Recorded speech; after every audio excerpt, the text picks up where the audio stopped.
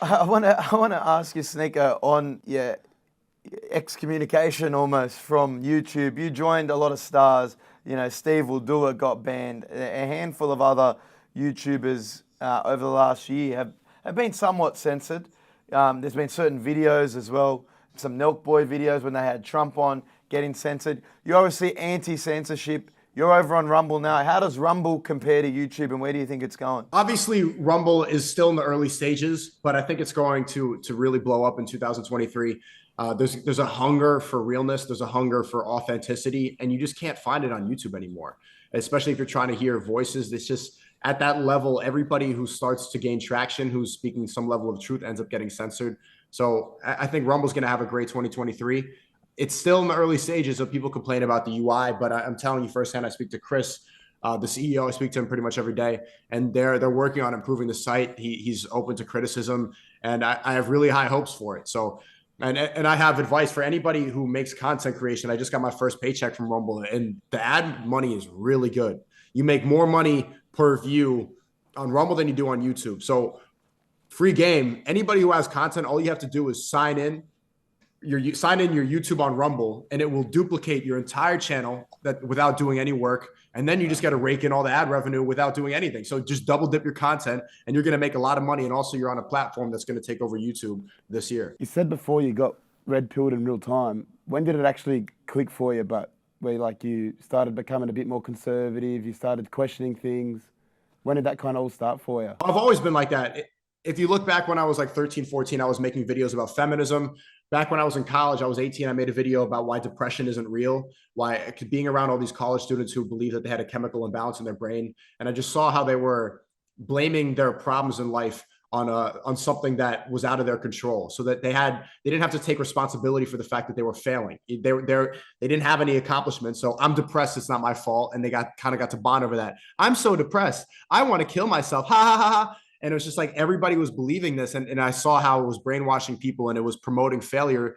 And I've been talking about these issues for a long time. But I think when I started live streaming back in May, and then watching this type of content I did and interacting with my chat, and seeing the true nature of what was going on with the general consciousness of Gen Z, made me realize the problems. And I saw everything that I fully believed in was getting validated by people like Andrew and Tristan, and even Ye. I was working on his campaign back in November, December, seeing how controlled everybody was. And it made me really upset, which is not the most masculine thing you should do. You should be stoic. You shouldn't let anything affect you. But in real time, just being exposed to all of the BS made me upset. But yeah, I think in the past year streaming, anybody in my chat knows, if they've been watching since the season 1 of my stream, they've seen how I was really exposed to the truth. And now I think I have a full grasp on what I should be doing and what my message is. Well, how we came across you, to be honest with you, Sneako,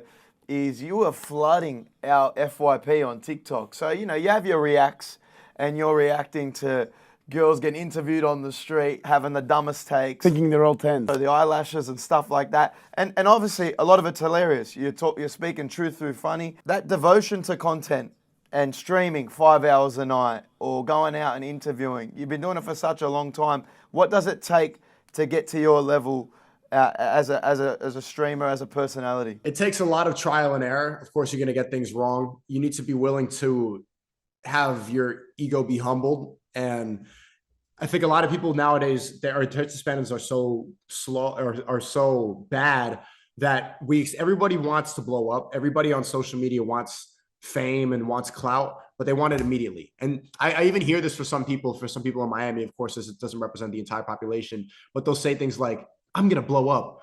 And I'm like, how? Like, I'm just rapping, and like I model, and I'm going to blow up. Like, but there's no plan. People just expect, like, they want validation for just being themselves. And like, you're not that interesting.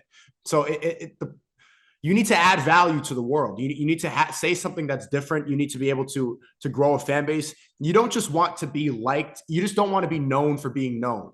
Like, not to disrespect anybody, but the example is like Blueface and his girlfriend Krishan. Like, they're really famous on Twitter right now for just beating each other up and fighting, but they don't have a fan base. They're basically like clowns. You know, people just like, oh, look at them, they got in another fight, and everybody's observing them, but they're not adding value besides just like, look how degenerate their lifestyle is. I feel like you're describing the Kardashians. Well, there you go.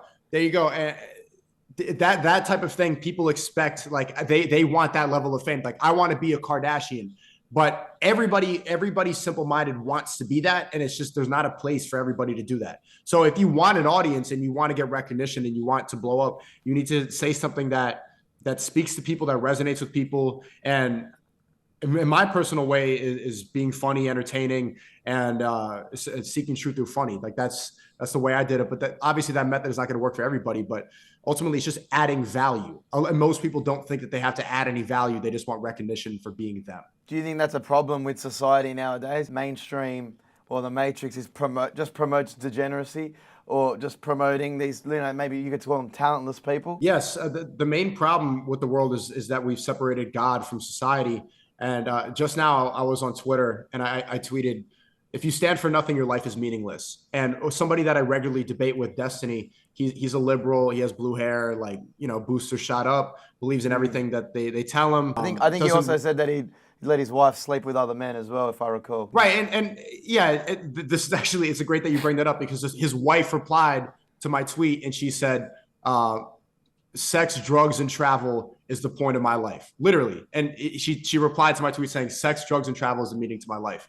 And I personally consider Destiny a friend. So I don't want to, I was really tempted to retweet it and say haram, but I don't want to, I don't want to disrespect him, but I think that perfectly represents the mindset of a lot of people now, that they value degeneracy, haram behavior, sex, drugs, and just traveling. Like there's a lack of meaning. There's a big void for a lot of people. And you can see how those type of people, woke is the new religion. They grasp onto things like cancel culture and LGBT and pride and doing drugs and being depressed and getting vaccinated.